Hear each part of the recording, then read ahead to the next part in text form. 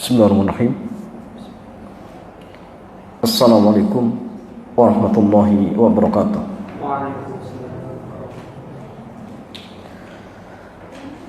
Alhamdulillahilladzi arsala rasulahu bil huda wa dinil haqq yudhhirahu 'ala dini kullih walau karihal musyrikun. Asyhadu an la ilaha illallah wahdahu la syarika lah wa asyhadu anna Muhammadan 'abduhu wa rasuluhu la nabiyya wa la rasula ba'da. Allahumma shalli wa sallim ala nabiyyina Muhammadin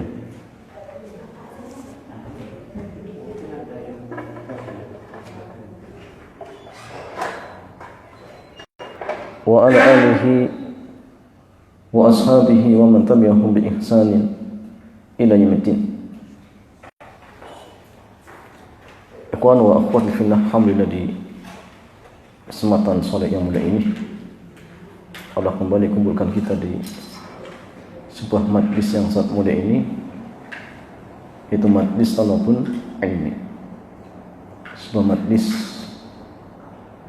yang dimana orang-orang yang berkumpul di dalamnya adalah orang-orang yang kelak dijanjikan oleh Allah agar mudah untuk masuk ke dalam surganya. Karena orang-orang yang masuk surga itu ada dua jamaah. Ada yang cash tanpa diazab, tanpa dihisab. Ada yang dihisab. Yang dihisab ada dua nantinya. Dihisab tapi langsung masuk surga, dihisab tapi dia harus dijebloskan ke neraka. Dan harapan kita jamaah menjadi orang yang pertama, masuk surga tanpa azab, tanpa hisab. Tapi ingat, semua itu butuh perjuangan. Nah, sehingga kita harus selalu ingat bahwasanya hidup di dunia ini tujuan kita semata-mata untuk ibadah kepada Allah. Harus diingat, dunia itu hanya apa jemaah? Sampingan. Hanya sampingan yang memang Allah titipkan kepada kita untuk membantu ketika kita beribadah kepada Allah agar semakin mudah. Itu tujuannya. Sehingga harus tetap diingat, dicatat. Ya, tidak lebih dari itu. Ya, tidak lebih dari itu. Karena dunia sekali lagi jamaah tidak akan dibawa mati. Dunia tidak akan dibawa mati. Ya. Jamaah sekalian, sore hari ini kita masih pada tafsir. Iya, itu kita masuk ya, tafsir surat atau surat juz amma, dan sekarang kita masuk tafsir surat An-Nas. Kita dari belakang. ya, biar lebih mudah jemaah, karena antum sudah hafal. Kalau dari atas ya, karena sebagian kita masih setengah-setengah. Ya jemaah sekalian, Allah Jalla wa Ala berfirman, "A'udzu billahi minasyaitonir rajim. Bismillahirrahmanirrahim. Qul a'udzu birabbin nas, malikin nas, ilahin nas, min syarril waswasil khannas, alladzi yuwaswisu fi sudurin nas, minal jinnati wan nas." Surat ini dinamakan dengan An-Nas. Dan An-Nas namanya artinya manusia. Dan surat ini berada di urutan yang ke berapa jemaah? Paling terakhir. 114 ya. Dan surat ini apakah termasuk Makkiyah atau Madaniyah jemaah? Madaniyah itu surat ini turun kepada Nabi setelah beliau hijrah. Tapi kalau Makkiyah surat yang diturunkan kepada Nabi sebelum beliau hijrah.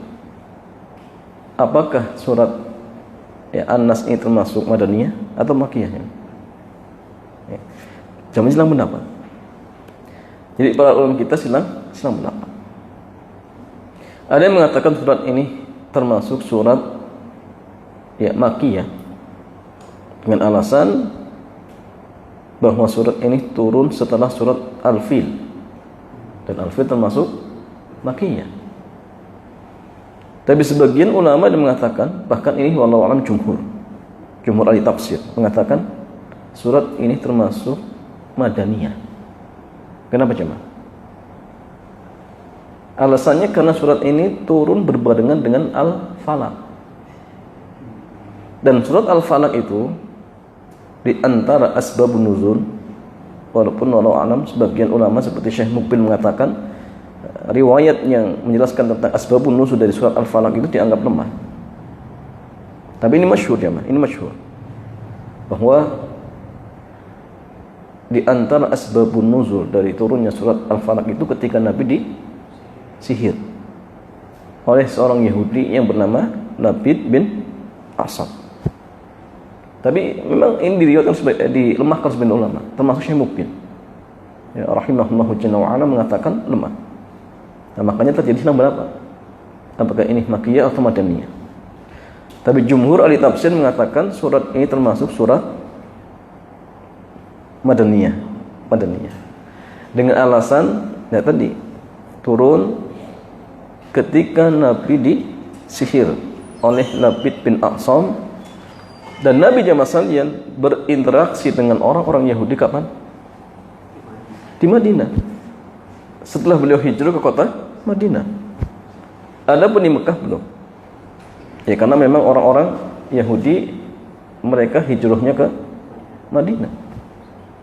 Setelah mereka mengetahui bahwasannya akan muncul seorang nabi, yang nabi ini tinggal di suatu tempat yang tempat tersebut banyak tumbuh pohon kurma.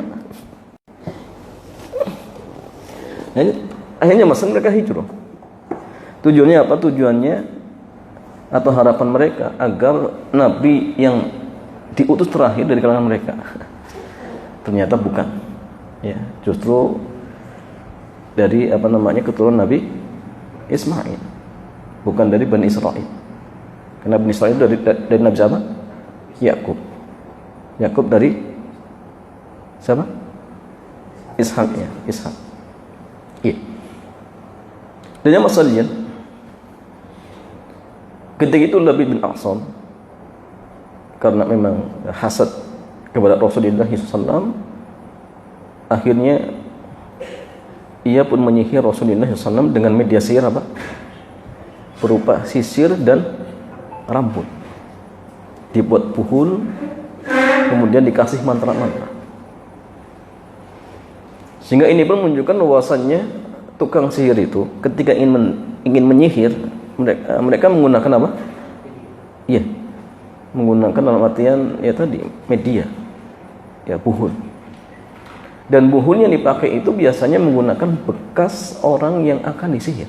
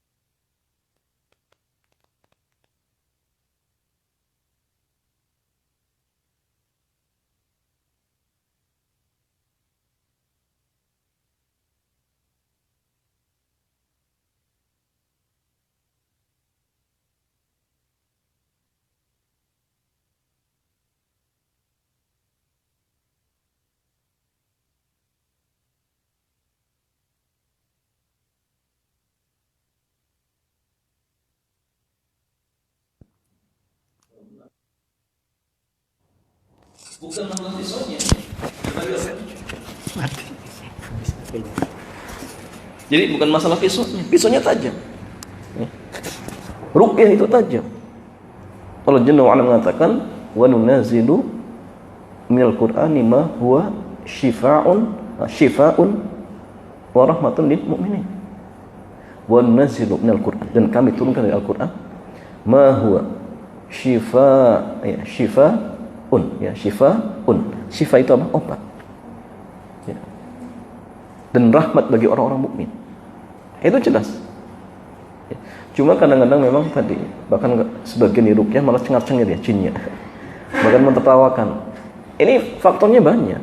Mungkin yang meruqyah belum kuat, akidahnya masih campur aduk. Masih percaya dukun misalkan. Sehingga bacaan-bacaan yang dibacakan itu tidak berpengaruh. Alim Ahmad di zaman pokoknya di kisah ini di zaman beliau atau setelahnya ya. Intinya ada seorang yang kesurupan, kemudian dibawakan sendalnya, jinnya kabur. Bukan takut dengan sendalnya, tapi takut dengan pemiliknya. Ya karena tadi akidahnya. Maka yang paling terpenting itu kuatkan akidah. Ya. Itu pun ada cerita suatu daerah itu sebelum dakwah tauhid itu dalam artian tersebar, di daerah tersebut itu sering istilahnya penduduknya kesurupan, pokoknya macam-macam. Kemudian pelan-pelan mulai dakwah tauhid, akhirnya semua hilang. Makanya orang-orang yang tinggal di suatu daerah yang mungkin dakwah tauhidnya kurang, ya maka ya jangan heran kalau misalkan ternyata lingkungannya macam-macam, anaknya pun nggak karuan, akhlaknya nggak karuan, ya karena pengaruh lingkungan. Ya, maka cari lingkungan yang baik. Kalau enggak ya kita buat lingkungan yang baik. Seperti itu. Jadi masalahnya Allah Jalla wa Ala berfirman, "Qul a'udzu bi rabbin nas." Qul, katakan. Qul itu dari qala yaqulu qul. Qala fi'il mati, yaqulu fi'il mudhari. Qul fi'il amr. Artinya katakanlah. Sehingga di sini Rasulullah disuruh mengucapkan a'udzu bi rabbin nas. Aku berlindung dengan Rabb manusia. Malikin nas, sesembahan manusia. Ilahin nas, malikin nas, yang merajai manusia. Ilahin nas, sesembahan manusia. Ya, kita lihat qul a'udzu birabbin nas. Katakanlah aku berlindung kepada Rabb manusia. Di sini Rasulullah SAW jamaah disuruh untuk beristi'adzah, untuk minta perlindungan kepada Allah Jalla wa'ala. Dan al-isti'adzah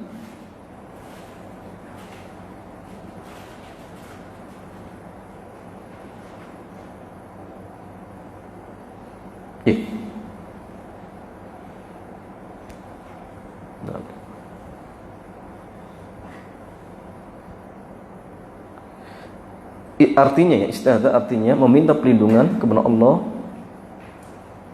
agar dihindarkan dari hal-hal yang akan membahayakan.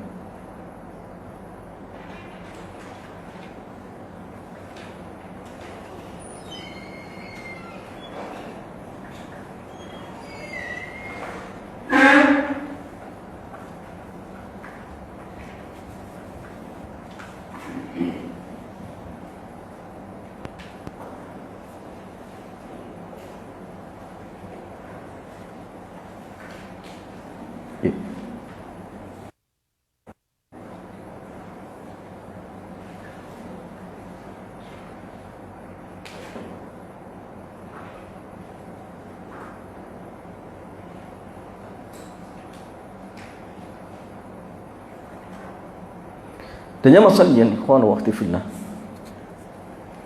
al-isti'adzah itu ada dua ya. Isti'adzah itu ada dua. Pertama, meminta perlindungan kepada Allah, dan yang kedua, minta perlindungan kepada selain Allah. Meminta perlindungan kepada Allah jelas ini termasuk ibadah.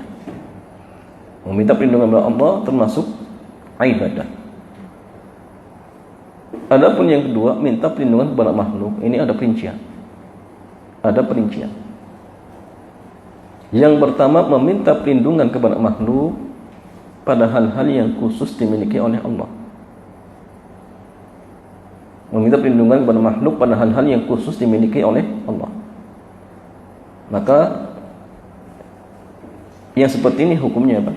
Haram karena termasuk syirik akbar. Ya, hukumnya haram karena termasuk syirik akbar. Contohnya apa jemaah? Contohnya dia minta perlindungan kepada kuburan, misalkan, atau seperti yang dilakukan oleh orang jahiliyah ketika mereka lewat di satu lembah, akhirnya mereka minta perlindungan kepada penghuni lembah tersebut. A'udzu bi'adzami hadzal wadi. Kami berlindung dengan penghuni lembah ini. Nah, jelas ini termasuk syirik akbar. Kenapa jemaah? Karena yang bisa menghilangkan mudarat, yang menyingkap mudarat hanya Allah Subhanahu wa taala. Kalau dia mintanya kepada makhluk, ya, terjatuh dalam perbuatan syirik akbar. Dan ini kisah ketika jin-jin itu awal mulanya kabur, jemaah. Jadi jin itu ketika berpapasan dengan manusia, aslinya mereka kabur. Tapi ternyata dari kejauhan, ya, menyaksikan atau mengawasi, ya. Melihat dari jin itu melihat dari kejauhan. Oh, ternyata manusia takut dengan kami. Ya. Kenapa? Karena minta perlindungan. Akhirnya semenjak itu jemaah kita dikerjain. Makanya kalau kita takut dengan mereka, justru dikerjain. Ya. Dan kita nggak boleh. Tapi ingat, tidak boleh nantang. Ya, seperti uji nyali, nggak perlu. Ya, ini kerjain nanti jemaah. Tapi kita nggak boleh takut. Ya, tetapi ingat, tidak boleh ditampang. Nggak boleh. Ya. Karena mungkin tidak jemaah, jin itu ganggu manusia, mungkin tidak jin itu membunuh. Maksudnya dalam artian menjadi sebab jin itu membunuh, mungkin tidak. Jin menjadi sebab membunuh kita. Ya, membunuh jelas Allah.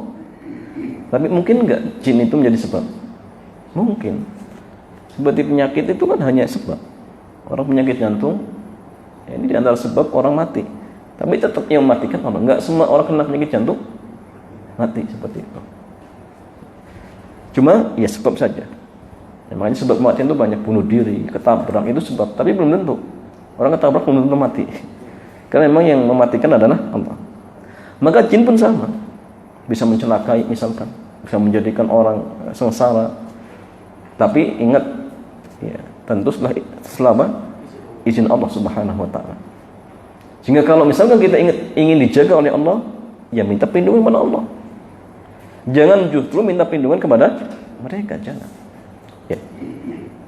Kemudian masalahnya yang kedua, minta perlindungan kepada makhluk. Minta perlindungan kepada makhluk pada hal-hal yang tidak khusus dimiliki oleh Allah. Meminta perlindungan kepada makhluk pada hal-hal yang tidak khusus dimiliki oleh Allah. Dan makhluk tersebut hidup,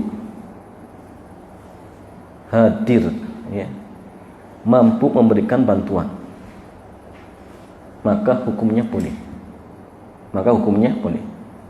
Jadi meminta perlindungan pada makhluk pada hal-hal yang tidak khusus dimiliki oleh Allah, artinya makhluk juga mampu, ya. Tapi saat tadi makhluknya hidup, hadir, dan mampu memberikan bantuan. Yang ketiga, meminta perlindungan kepada makhluk pada hal-hal yang tidak khusus dimiliki oleh Allah, tetapi makhluk tersebut tidak mampu untuk memberikan bantuan, ya. Maka yang ketiga ini hukumnya tidak boleh. Kenapa? Karena termasuk bentuk pelecehan. Ada orang tidak bisa memberikan perlindungan, diminta untuk melindungi misalkan. Nah, ini pelecehan. Sehingga hukumnya apa? Haram. Bahkan termasuk dosa besar kalau misalkan yang dilecehkan adalah seorang muslim. Dosa besar. Ini enggak boleh, jemaah. Dan yang masalahnya, Rasulullah SAW beliau menganjurkan kepada kita untuk membaca isti'adzah di banyak tempat, ya, di banyak tempat. Di antara yang dianjurkan untuk membaca isti'adzah, walaupun hukumnya sebagian ulama mengatakan, ada yang mengatakan wajib, ya, tapi walau masalah jumhur mengatakan sunnah. Inda qiraatil Quran, kapan? Fi shalah. Ya. Apakah wajib atau sunnah, jemaah? Silang pendapat. Ada yang mengatakan wajib, ada yang mengatakan sunnah. Tapi yang mengatakan wajib kok tidak, jemaah? Kuat, sahih. Kenapa? Karena lafaznya apa? Fa idza qara'tal Qur'ana fasta'id billah. Apabila engkau ingin membaca Quran, fasta'id. Apa bentuknya, jemaah? Fi'il amr. Maka minta perlindunganlah kepada Allah, atau berlindunglah kepada Allah. Dan dalam kaidah usul fikih itu dikatakan al-aslu fil amri wujub. Hukum asal perintah itu menunjukkan hukum wajib. Berarti beristi'adzah ketika ingin qiraatul Quran, hukumnya apa? Wajib. Menurut sebagian para ulama. Ya. Nah, sehingga sampai sebagian ada mengatakan anda kulli raka'atin, ketika setiap rakaat salat maka diwajibkan baca ta'awudz. Jadi pertama ta'awudz, kedua ta'awudz, ketiga ta'awudz, keempat ta'awudz. Tapi sebenarnya mengatakan apa? Tidak. Yang wajib itu cuma di pertama, yang kedua sunnah, 3, 4 sunnah. Ya.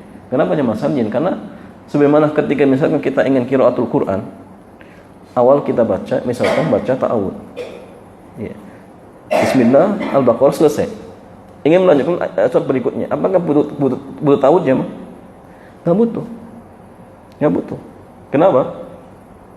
Karena sudah diwakili di awal. Tapi kalau misalnya antum berhenti, baca lagi tidak? Antum baca Quran kemudian yang manggil. Oh iya, ingin baca lagi, tahu lagi tidak?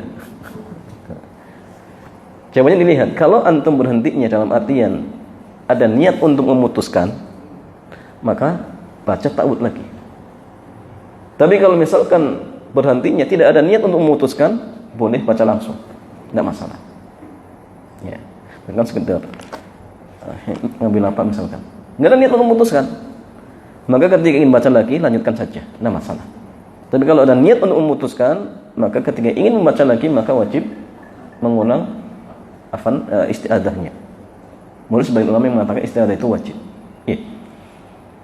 Dan jamaah sekalian, kalau kita membaca Quran min wasatis surah, dari tengah-tengah surat, maka cukup kita langsung membaca apa? Ta'awudz. Tidak bismillah, karena bismillah itu di mana? Bismillah itu di awal, bukan di tengah. Ya. Sehingga yang sunnah kalau di tengah-tengah surat cukup ta'awudz. Cukup ta'awudz. Ya. Tapi kalau di awal silakan bismillah. Walaupun kalau seandainya misalkan ada yang membaca bismillah, boleh tidak? Boleh. Tapi yang sunnah cukup langsung dengan ta'awudz. Ya, kenapa? Fa idza qara'tal Qur'ana fasta'id billah. Jika engkau ingin membaca Quran, maka berlindung kepada Allah. Jadi bukan apa? Bismillah, bukan. Bismillah itu dibaca kenapa? Karena kita ingin membaca dari awal.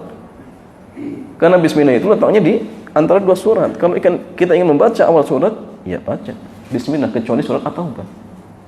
Ya, memang diawali dengan bismillah seperti itu. Ini inda qiraatil Quran.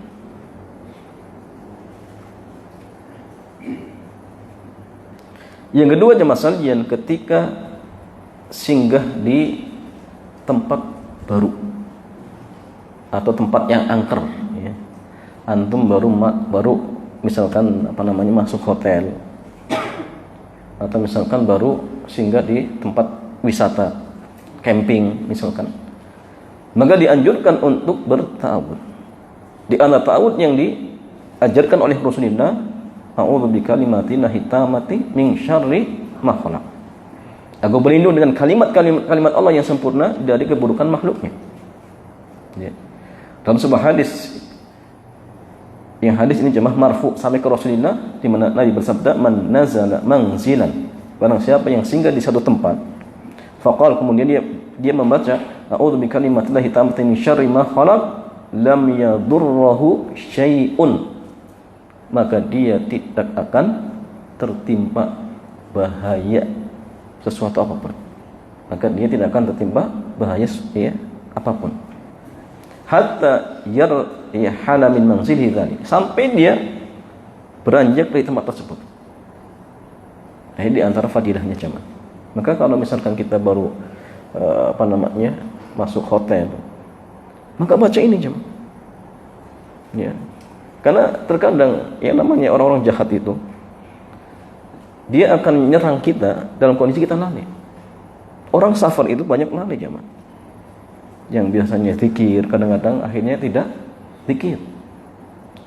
Ya, bahkan kadang-kadang sholat pun akhirnya apa? Berat. Sehingga kadang-kadang banyak orang kena ketika dalam kondisi safar. Maka ingat, ya, baca doa ini. entah baru pulang kampung, baca. Entah camping misalkan di apa namanya pinggir pantai, baca doa ini. Ya. Karena pengaruh jahat ataupun jamasan yang apa namanya kejahatan itu datangnya dari banyak arah. Dari jin mungkin, dari manusia mungkin, dari binatang mungkin. Jadi ketika misalkan kita membaca doa ini, kita kan dilindungi oleh Allah dari apa jemaah? Dari segala bahaya.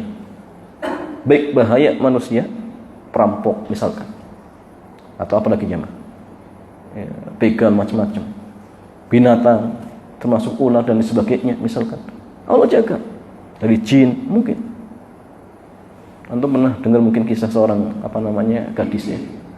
Dia dipegang sama apa namanya begal, kemudian dimasukkan bagasi mobil. Antum pernah dengar kan kisahnya? Ya tujuannya ya ingin seperti itulah. Bawa tengah hutan. Ternyata bagasinya dibuka nggak bisa. Sampai perampoknya atau begalnya takutan, oh jangan-jangan mati. Akhirnya kembali lagi, ya, cari bengkel pun nggak bisa buka. Cari apa namanya kantor polisi nggak bisa. Sampai yang terakhirnya apa? Datang ke seorang ustadz, dibacakan apa namanya ayat Al-Quran, dibuka bisa. Setelah bisa dibuka, kemudian ditanya, amalan apa yang apa namanya biasa diamalkan? Ternyata si gadis ini jamaah biasa mengamalkan zikir pagi dan petang. Masya Allah. Di antara zikir pagi dan petangnya dibaca apa? An-Nas. Soalnya jamaah dijaga oleh Allah Jalla wa'ala dari mara bahaya, termasuk apa? Bahaya dari manusia. Nah, sehingga jangan kita meremehkan. Wah, ini kan ini belum tentu. Ini masalahnya dari kejahatan itu datang dari segala arah. Kita kadang kita nggak tahu dalam kondisi apa namanya lalai. Maka baca ini agar Allah menjaga kita.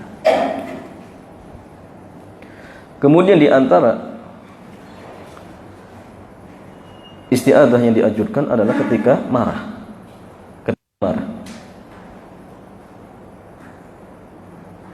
Di jamaah salin dalam sebuah riwayat dikatakan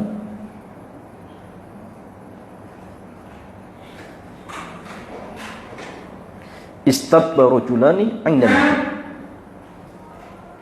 sallallahu alaihi wasallam wa nahnu 'indahu julusun wa ahaduhuma yasubbu sahibahu ya muqattaban qad ihmarra wajhuhu faqala Nabi sallallahu alaihi wasallam inni lam kalimatan law qalaha la dhahaba anhu ma yajidu law qala a'udzu billahi minasyaitonir rajim.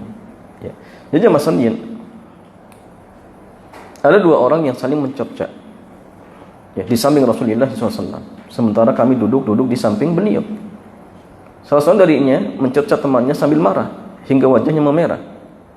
Maka Nabi pun SAW beliau bersabda, sungguhnya saya mengetahui suatu kalimat yang apabila ia membacanya niscaya kemarahannya akan hilang. Sekiranya ia mengatakan a'udzu billahi minasyaitonir rajim. Ya. Jadi artinya masalahnya ya, membaca ta'awudz ini bisa meredam emosi. Ya. Makanya gini jemaah. Marah yang memang bawaan dari setan itu kadang-kadang kalau antum baca ta'awudz selesai jam. Tapi kadang-kadang marah ada yang bawaan apa? Diri kita sendiri. Itu kadang masalah. Baca ta'awudz masih. Ya. Cuma tetap kita baca ta'awudz. Makanya gini, ketika seseorang dalam kondisi marah, maka di antara hal yang dianjurkan oleh Rasulullah yang pertama jamaah ya berta'awudz. Sebagaimana Nabi katakan tadi, berta'awudz. Ya. Yang kedua,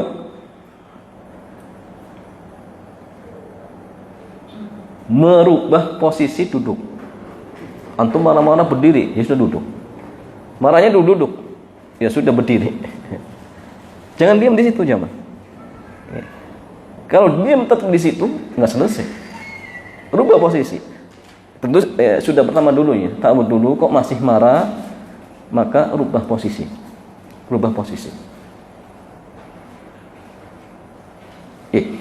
Rasulullah beliau bersabda, "Idza ghadiba ahadukum wa huwa qa'imun falyajlis." Kata Nabi jamaah sekalian, jika salah seorang di antara kalian marah dan dia dalam kondisi berdiri, maka duduklah. Maka duduklah. Ya. Jangan tetap berdiri. Ini yang kedua. Yang ketiga jamaah sekalian, diam. Ya. Jangan biarkan mulut kita terbuka. Takut mengucapkan ucapan yang enggak benar. Nah, kalau kita emosi, mending diam. Tahan saja sudah. Ya. Karena kalau sudah keluar kata-kata, yang namanya orang emosi itu jamaah, kadang-kadang keluar kata-kata di luar kontrol kita jamaah. Makanya gini, ketika ada seorang suami pas marah-marah kemudian mengucapkan kata cerai, sah tidak cerainya? Dilihat, marah itu ada dua jamaah. Marah yang masih ada kesadarannya, marah yang sudah hilang kesadarannya. Kalau marah masih ada kesadarannya, dia masih ingat, maka talaknya jatuh. Tapi kalau marah sampai hilang kesadaran, maka tidak jatuh talaknya, nggak jatuh. Ya, nggak jatuh. Bagaimana standarnya dia masih sadar dan tidak? Kan kita tanya, dia nggak tahu. Oh, bener nggak tadi saya ngucapkan? Berarti memang tadi ngucapin apa? Dia nggak sadar. Tapi kalau dalam artian marah-marah sedikit, yang namanya cerai ya memang lagi marah jamaah. Tapi kalau marah-marah, ya, artinya marah dia masih sadar. Ya, bahkan ditawarin sate pun masih mau. Nah, ini sah, talaknya sah jamaah, talaknya sah. Jadi yang tidak sah itu kalau dalam artian sudah hilang kesadaran, maka talaknya tidak jatuh seperti itu. Rasulullah beliau bersabda, "Idza ghadiba ahadukum falyaskut." Qaulaha thalathan. Apabila salah seorang di antara kalian marah, maka diam. Dan beliau mengucapkan 3 kali. Yang keempat, berwudu. Diam kok masih emosi, wudu sudah. Ya. Dalam sebuah hadis Nabi mengatakan, "Innal ghadaba minasyaitan." Ghadab itu dari setan, marah itu dari setan. Wa inna syaitana minan nar, dan setan itu dari api. Wa innama tudfa'un naru bil ma. Jadi api itu akan apa? Padam dengan air. Fa idza ghadiba ahadukum falyatawadda. Maka kalau salah seorang di antara kalian marah, berwudu, akan padam apinya jemaah. Maka kalau pas emosi ya sudah wudu. Kalau wudu masih jemaah, gimana? Masih terus misalkan, ya sudah. Lanjutkan dengan apa jemaah? Memperbanyak zikir kepada Allah. Memperbanyak zikir kepada Allah. Kenapa? Ala bi dzikrillah tatma'innul qulub. Ya, ingatlah dengan zikir kepada Allah, hati kita tenang. Barangkali dengan zikir hatinya tenang. Ya. Apalagi kalau misalkan dilanjutkan dengan sholat, ya, kemudian melakukan aktivitas yang lain, ya barangkali akan hilang. Ini di antara hal yang dianjurkan untuk beristi'adzah. Apalagi jemaah? Ada yang misalkan lagi? Isti'adzah kapan? Baca Quran ketika singgah di suatu tempat, kemudian ketika marah, ketika apa lagi? Kalau pas ingin sholat sama ya, bacanya ingin qiraatul Quran. Ketika muncul was-was juga sama. Antum sholat kemudian misalkan muncul was-was, boleh ta'awud, nama salah. Ya, kemudian meludah. Tapi ingat ya, dengan apa? Hembusan saja, artinya sedikit, jangan banyak. Apalagi misalnya di sampingnya ada orang, jangan. Ya. Itu boleh, nama salah.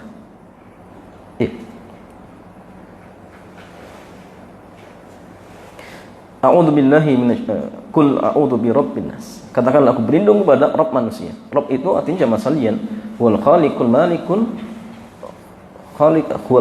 malikul mudabbir. Itu arti Rabb. Wal khaliq. Dialah Allah pencipta, penguasa, pemilik, kemudian apa? Pengatur. Ya. Wal khaliqul malikul mudabbir. Ya, pencipta, pemilik, penguasa, pengatur. Empat sifat ini jamaah tidak mungkin terkumpul ya pada diri seorang, ya, nggak mungkin, kecuali hanya kepada Allah. Keempat-empatnya berkumpul itu nggak mungkin. Kepada makhluk nggak mungkin. Dan ini hanya berkumpul kepada diri Allah Jalla wa'ala. Manusia itu jamaah mungkin dia bisa menciptakan. Itu pun menciptakan dalam artian hanya sekedar menggabungkan sesuatu yang ada. Tapi menciptakan jenis baru nggak mungkin, karena itu hak khusus Allah. Contoh misalkan menciptakan semut jadi lalat, nggak bisa, karena itu sudah jenis baru dan itu hanya hak khusus Allah. Kita itu hanya misalkan menciptakan HP, semua bahannya sudah ada, besi sudah ada, plastik sudah ada, hanya menggabungkan sesuatu yang sudah ada saja. Ya. Kalau seandainya ada seorang bisa menciptakan HP misalkan, belum tentu dia memiliki. Kalaupun dia misalkan memiliki, dia menciptakan, belum tentu bisa mengatur, belum tentu. Ya. Ada orang misalkan jamaah dia tiap hari kerjanya ngatur mobil, seperti tukang parkir. Apakah dia punya mobil? Belum tentu. Ada orang yang kerjanya buat mobil di PT Astra misalkan. Apakah karyawannya pasti punya mobil? Belum tentu. Bos-bos yang punya pabriknya apakah bisa membuat mobil? Belum tentu. Jadi empat sifat ini hanya terkumpul pada diri Allah Jalla wa'ala. Tetapi ingat, tidak berarti kemudian Rabb itu hanya empat makna ini artinya, bukan. Empat makna ini dalam artian mewakili makna-makna yang lain. Karena gini, yang namanya pencipta mungkin tidak kalau nggak berilmu, nggak mungkin. Yang namanya pencipta pasti berilmu. Yang namanya pengatur pasti maha hidup, pasti. Jadi sifat-sifat yang lain itu kembali kepada empat sifat ini. Ya, jadi bukan membatasi, Rabb itu berarti makna cuma empat, enggak. Ini induk. Yang artinya masalahnya dengan kita menetapkan sifat-sifat ini, maka konsekuensinya kita harus menetapkan sifat-sifat yang lain. Seperti sifat mendengar, melihat, kemudian sifat memberikan rizki, berilmu. Karena nggak mungkin yang namanya mengatur alam kok nggak punya kekuasaan, nggak mungkin. Jadi semua sifat yang lain kembali kepada empat sifat tersebut. Oke. Qul a'udzu birabbin nas, katakanlah aku berlindung kepada Rabb manusia, Malikin nas, ya, yang merajai manusia. Di sini jemaah qiraatnya cuma satu, Malikin nas, nggak boleh dibaca Malikin nas, nggak. Beda dengan di surat Al-Fatihah. Kalau kita baca qiraat Warsh, itu bacanya pendek. A'udzu billahi minasyaitonir rajim. Bismillahirrahmanirrahim. Maliki yaumiddin. Ini qiraat Warsh. Bacanya pendek. Tapi kalau Asim ya, atau Hafiz an Asim bacanya panjang. Maliki yaumiddin. Ya, cuma nanti kalau qiraahnya Hafiz itu jamaah Siratal ladzina an'amta 'alaihim itu satu ayat sampai terakhir itu. Tapi kalau Waras enggak, dipisah. Ya. Kenapa jamaah sekalian? Kok hanya satu qiraah? Tidak dua qiraah. Karena kalau dibaca panjang akan terjadi pengulangan. Ya. Karena gini, makna Rabb itu tadi Khaliq, pencipta, pemilik, penguasa, ya, kemudian pengatur. Ya. Malik, kalau Malik apa artinya? Malik penguasa. Malik penguasa. Tapi kalau Malik raja. Jadi kalau ditambah apa? Malik berarti aku berlindung kepada penguasa manusia, pengulangan. Karena makna Rabb juga penguasa. Malik juga penguasa. Nah, sehingga di sini qiraahnya apa? Pendek. Ya. Sehingga artinya cuma apa? Raja manusia. Dan kenapa jemaah di sini disanakan bahwasanya Allah Jalla wa Ala raja manusia? Ya karena memang Allah hakikatnya raja yang sesungguhnya. Adapun raja yang lain yang mungkin hanya di dunia. Tapi kalau di akhirat jemaah apakah ada raja yang berani aku sebagai raja? Enggak ada jemaah. Ya. Malikin nas, yang merajai manusia. Ilahin nas, sesembahan manusia. Hadhihi thalathu sifat min sifati Rabb. Ya. Ketiga sifat ini merupakan sifat Rabb, sifat Allah. Ar-rubiyyatu wal milku wal ilahiyah. Jadi rububiyah, kemudian al-milku, ya, kepemilikan, kemudian al-ilahiyah. Ya. Fa huwa rabbu kulli syai'.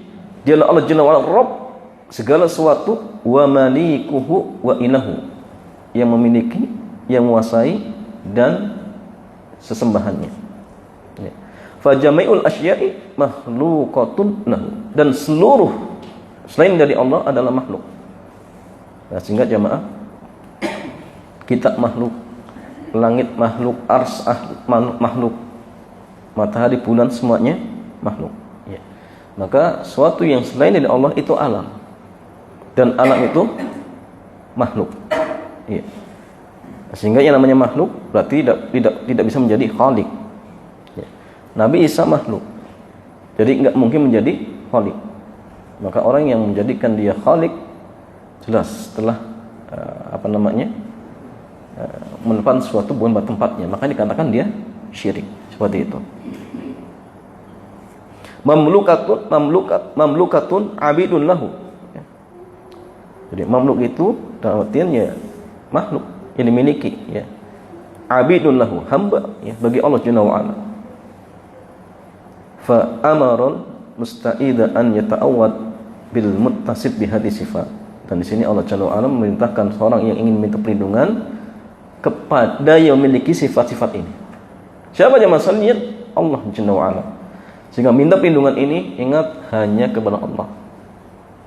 Dalam artian dalam hal-hal yang khusus dimiliki oleh Allah. Tidak boleh kita minta kepada selain Allah. Karena kalau mintanya kepada Allah, maka jatuh ke dalam perbuatan syirik yang diharamkan. Dan ini tidak diperbolehkan.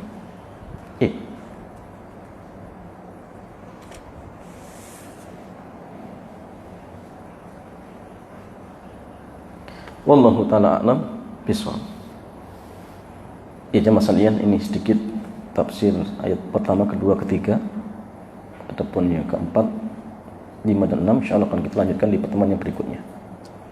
Sebelum ditutup, jemaah, kalau bertanya dipersilakan. Pertanyaan bebas ya, silakan.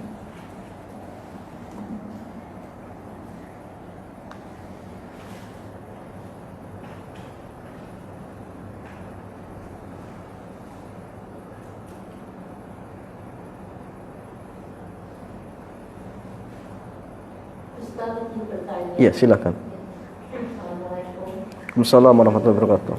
Itu kalau misalnya ada ibu-ibu yang baru punya anak bayi, misalnya mertuanya itu suruh ngasih kayak gunting kaca gitu. Tapi itu kita tuh punya keyakinan bahwa itu kan kayak sirik gitu. Tapi ibu mertua bersikukuh kasih itu gimana Ustaz? Apakah tetap menjaga perasaan ibu mertua atau tidak menurutinya, itu bagaimana Ustaz? Abang gunting apa tadi? Apa? Gunting kaca. Gunting kaca yang di atas bayinya itu loh, bantalnya itu Ustaz. Oh, itu ada keyakinan itu ya. Aslinya mereka punya keyakinan. Keyakinannya apa jam? Ya katanya kalau bayi dikasih kayak gitu, kalau bayi masih baru itu. Iya. Jadi masalahnya jelas ini keyakinan tatoyur. Dia menisbatkan kesialan dan keberuntungan kepada sesuatu. Maka jamaah, kalau kita melihat seseorang punya keyakinan seperti ini, kewajiban kita apa? Mengingkari. Dia mengatakan man ra'a minkum munkaran falyughayyirhu bi yadihi. Barang siapa yang melihat kemungkaran, cegah dengan tangan. Kalau dia mampu, cegah dengan lisan. Ya, misalkan sampaikan, "Bu, maaf, Nabi tidak membolehkan." Kalau berani. Kalau ini enggak mampu, ya sudah. Ya, fa biqalbihi. Tapi Nabi mengatakan wa dzalika ad'afun iman. Tapi itu rendah-rendahnya iman. Jadi artinya minimalnya ingkari dengan hati. Mengingkari dengan hati itu apakah fisiknya berbuat? Berbuat tidak jamaah? Hatinya mengingkari tapi ikut bunuh orang. Misalnya gini, hatinya mengingkari tapi dia ikut ngasih senjatanya. Oh, hati anak benci. Benar tidak jam? Jadi mengingkari dengan hati itu satu, dia tidak membantu secara fisik. Jadi kalau misalkan dalam artian hatinya mengingkari, cuma fisiknya itu berbuat dengan tadi gunting seperti itu, ini tetap nggak boleh jemaah, tetap nggak boleh. Ya. Bahkan ini mungkin bisa masuknya nanti tasyabbuh tanpa meyakini, tapi perbuatan itu bisa mengindikasikan kita tasyabbuh. Dan ini mengatakan apa? Man tasyabbaha biqaumin fahuwa minhum. Barang siapa yang meniru suatu kaum maka dia termasuk dari mereka. Sehingga wallahu alam jamaah tetap tidak dibolehkan. Ya, karena kewajiban kita itu harus apa? Mengingkari. Masa gini jamaah, orang tua, orang yang kita cintai, punya keyakinan yang keliru, mendolimi Allah, masa kita biarkan? Harusnya kewajiban kita karena selaku anak, misal karena saking cintanya ke orang tua jatuh dalam keyakinan yang seperti itu, kita harus selamatkan. Bukan malah dibantu. Ya. Jadi tetap kita harus mengingkari sesuai dengan kemampuan kita, sesuai dengan kemampuan kita. Karena syirik itu sekali lagi jamaah, dosanya lebih besar. Ya, walaupun dalam artian kita mengingkari dalam hati, tapi kalau fisiknya ya, melakukan, ya, ini tetap ada indikasi kita apa jamaah? Ikut ta'awun alal itsmi wal udwan. Sehingga wallahu alam tidak dibolehkan. Ya tidak dibolehkan. Wallahu alam.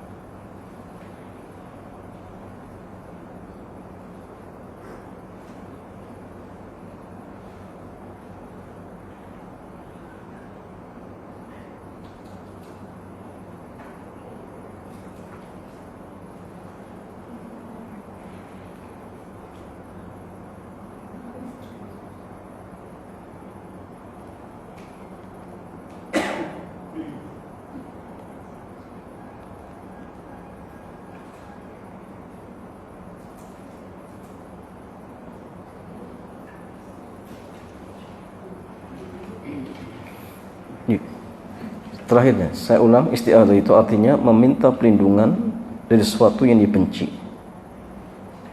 atau tidak disukai. Ya.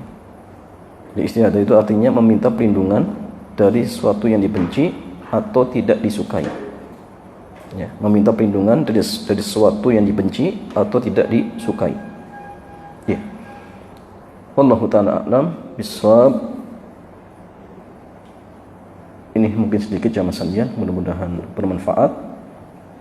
Ya, ala kulli hal kita semua berusaha semaksimal mungkin untuk mengamalkan zikir ataupun doa ini agar kita mendapatkan perlindungan dari Allah Jalla wa Ala dari berbagai macam ya, keburukan-keburukan. Ya. Ya. Betul.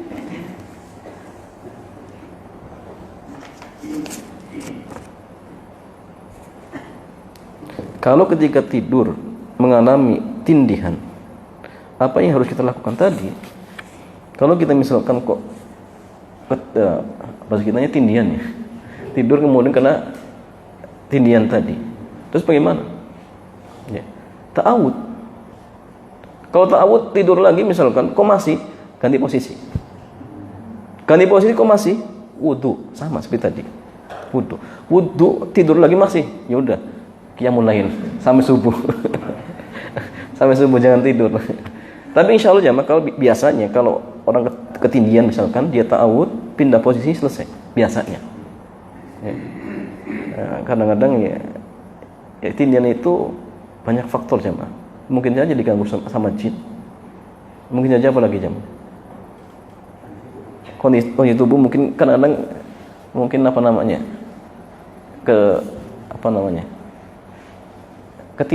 ketindian.